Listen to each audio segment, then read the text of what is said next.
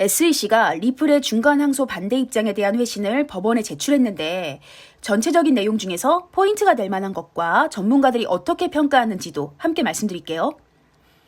우선 SEC는 리플이 중간 항소를 반대하는 건 리플이 지금 XRP를 판매하고 이득을 취하려고 소송을 지연시키는 것이다 라고 하면서요.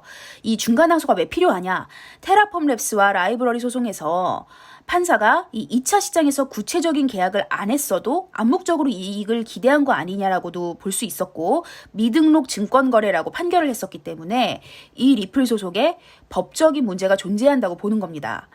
또한 3년간의 치열한 소송이 이 브래드 갈링하우스와 크리스 라센한테 피해를 줄 수도 있었지만 그 피해는 굉장히 적고 또 과장될 수가 있다. 왜냐하면 브래드 갈링하우스와 크리스 라센이 자신이 뭐 피해를 입었거나 평판이 더럽혀졌다 뭐 이런 증거를 제시하지 않았기 때문이라고 합니다.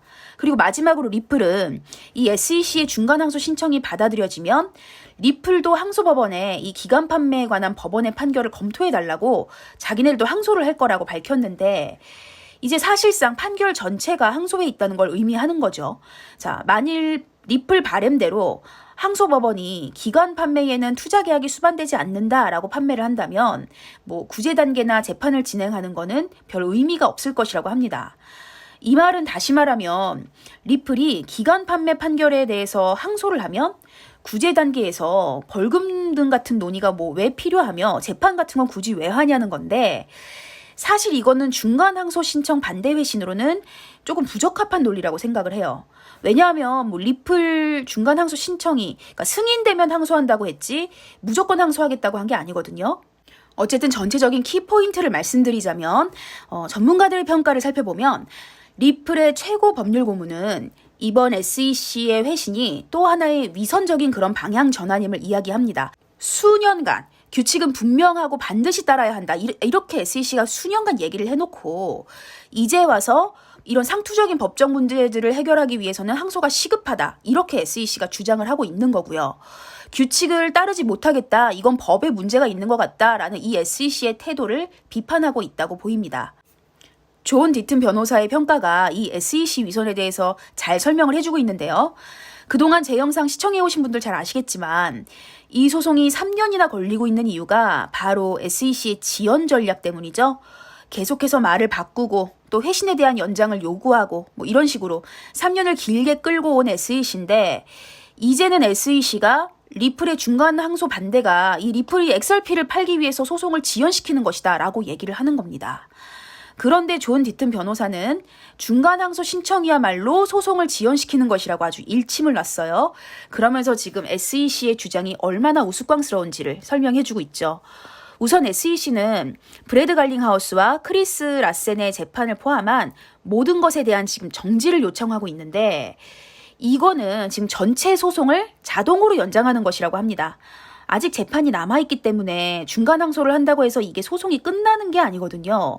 이런 중간 항소라는 절차 자체가 이게 중간에 추가가 되는 거기 때문에 더 많은 사법적 자원이 필요하다고 주장을 하면서 중간 항소가 허용이 되면 이걸 제2순회법원에서 판결을 받아야 되거든요. 거기까지 지금 1.5년에서 2년이 더 소요가 된다고 합니다. 근데 이게 제2순회법원에서 끝나는 게 아니라 재판이 또 남아있기 때문에 결국 중간 항소는 결국 절차가 추가되는 거라고 말씀을 드렸죠. 그래서 이게 제2순회법원에서 SEC가 승소를 하면 토레스 판사에게 다시 환송되는 거예요, 이 사건이.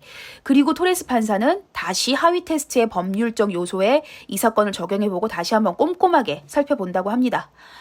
토레스 판사가 프로그래밍 거래는 미등록 증권 거래가 아니다라고 판결한 이유는 프로그래밍 거래가 투자 계약 요건을 충족하지 못해서인데 토레스 판사에게 입증할 만한 증거를 지금 SEC가 제시를 하지 못했기 때문인 거죠.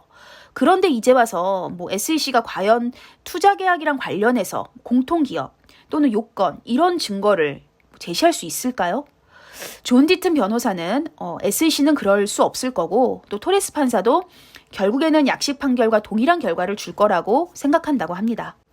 그렇게 되면 SEC는 제2순회법원에 두 번째 중간 항소를 요청하고 또 그 다음에 SEC가 제2순회법원에서 패소하게 되면서 토레스 판사에게 이 재판이 유리한 사건으로 다시 돌아오게 될 거라고 합니다.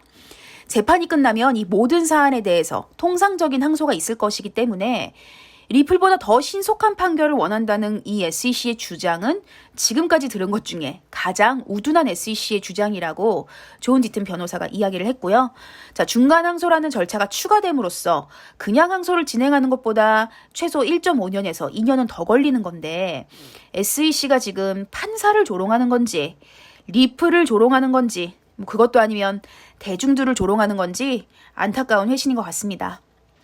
자, 오늘 제가 준비한 영상 여기까지입니다. 궁금하신 종목이나 시황이 궁금하다 하시는 분들 상단에 보이는 제 번호로 문자 남겨주시면 제가 한 분 한 분 연락드리겠습니다. 감사합니다.